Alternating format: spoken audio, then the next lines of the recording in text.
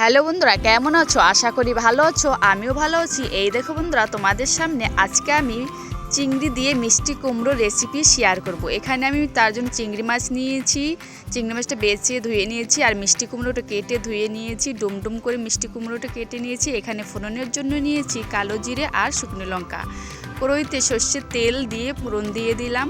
তারপর মিষ্টি কুমড়োটা দিয়ে ভালো করে নাড়াচাড়া করে স্বাদ মতো নুন হলুদ দিয়ে জল দিয়ে কিছুক্ষণ পরে ফিরে আসছি।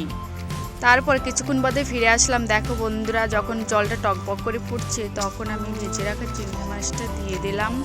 তারপর ভেজে রাখা মশলাটা এখানে আমি বেটে নিয়ে আসলাম। তারপর মশলাটা দিয়ে ভালো করে নাড়াচাড়া করে কিছুক্ষণ পরে আবার ফিরে আসছি। দেখো বন্ধুরা, এখানে মশলাটা দিয়ে দিলাম, কিছুক্ষণ পরে ফিরে আসলাম।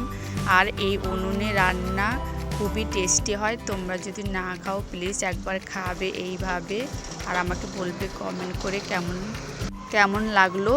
দেখো কি সুন্দর মিষ্টি কুমড়ো চিংড়ির রেসিপি, দেখো কি সুন্দর হয়েছে। ভিডিওটা কেমন লাগলো বলবে প্লিজ কমেন্ট করে, আর যদি ভালো লাগে প্লিজ সাবস্ক্রাইব করে দেবে, আমার পাশে থাকবে।